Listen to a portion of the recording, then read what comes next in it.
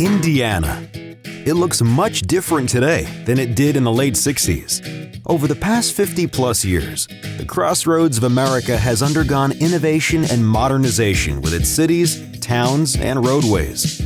One organization has been a strong, official voice of municipal government in the state. The Indiana Association of Cities and Towns, or IACT, recognized the changing landscape in the Hoosier state and decided to reimagine and modernize along with the municipalities they serve. The differences, I think, between IACT and AIM today as we make that transition are many. We're squarely focused on grassroots advocacy and connecting our city and town leaders with legislators, with policymakers, key decision makers throughout state government, federal government, or any entity that impacts local cities and towns. A new vision has been laid out to innovate, collaborate, and accelerate Indiana municipalities. The biggest thing I've seen in the transition from IACT to AIM is a more outgoing, more progressive, more collaborative organization that's doing outreach to organizations all over the state, but specifically to state legislators. So I worked with AIM hand in hand last year on some very difficult legislation. We ran it right up to the buzzer, and I'll tell you, without AIM, we couldn't have got it done. We all are in this together.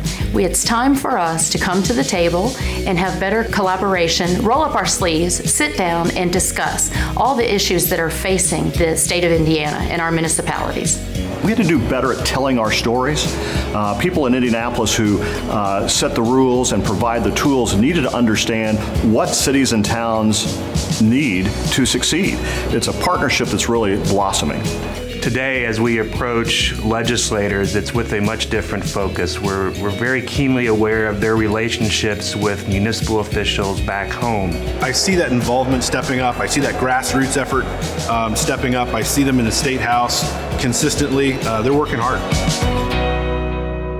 A great example of our collaboration with the Indiana General Assembly was our work last year with Representative Ben Smaltz in our efforts to curb the production of meth. Last year, Lindsay Moss was integral in the meetings that we had with some of the big pharmaceutical companies. I'm not a lawyer, Lindsay is, so we'd show up to these meetings and typically it would be me and Lindsay and all of their staff. So she's a fighter and having her there made it a lot easier.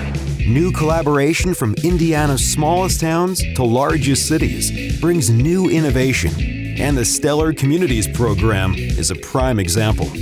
The Stellar program resulted in just over $160 million going directly to local governments last year. Since that time, we have had an amazing collaboration with a variety of state agencies to bring forward projects that have a true transformational effect in our community. But the state buy-in to what has happened in Huntingburg has also brought private investment to follow that. They see that the state of Indiana and the city of Huntingburg is making the investment here, and they want to be a part of it. And we're anticipating something along the same lines in years to come. So we're excited about that partnership and what it means to communities throughout Indiana. Collaboration is the key to any city or town's success, and there is collaboration at all levels of government to ensure Evansville's success. And if you look at the Community Crossings Grant that Evansville and cities and towns all over Indiana are taking advantage of, that's huge. We're going to redo a 3-mile stretch of Riverside Drive, which is a huge corridor into our downtown over the next several months, thanks to the Community Crossings Grant. We have cities, towns with roads that are as old as 75 years. This gives them some hope and it encourages them to plan so that they're not just constantly putting Band-Aids on things, but they can plan for the future. The Community Crossings program was the biggest thing that happened last year for Zionsville. We applied for the maximum grant and we received the maximum grant of $1 million. And that doubled our general paving budget. And for us, it's huge. To keep communities thriving in Indiana, they must be infused with new talent. The Regional Cities Grant helps cities like Evansville modernize and grow. We were thrilled to be one of the recipients of a Regional Cities grant. So we're leveraging $42 million worth of state money, literally with hundreds of millions of dollars in private sector and other local public sector dollars to improve our quality of place, not just in Evansville, but in all of Southwest Indiana. The Evansville Airport is going through a modernization process now that has an impact on the entire region. It's an urban area, an urban airport that's bringing workforce into the region, providing for that talent that every employer in the state of Indiana can use. Other projects include the Downtown Medical School. Indiana University, the University of Southern Indiana, and the University of Evansville are constructing a new medical school right in the heart of our downtown. Across the street from that will be the research building of the medical school. So $9 million of our Regional Cities money is going toward a research component to this campus. One of our goals with Regional Cities was to increase population by 70,000 people in the next decade. We think the Regional Cities projects will really help us get to that goal. As I think about AIM, our greatest strength has to be our ability to delineate and dissect issues affecting the largest cities and the smallest towns and convey those messages at the Indiana General Assembly. AIM has been critical in allowing me to make the connections I need to find the solutions and the answers to problems that we face on a regular basis here in Huntingburg. AIM puts it all together.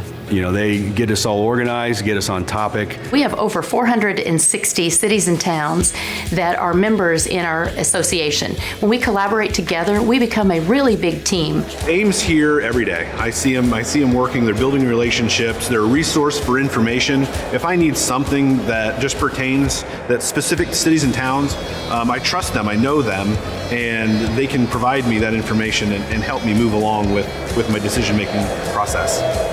AIM is on the front line every day telling the success stories of every city and town in Indiana.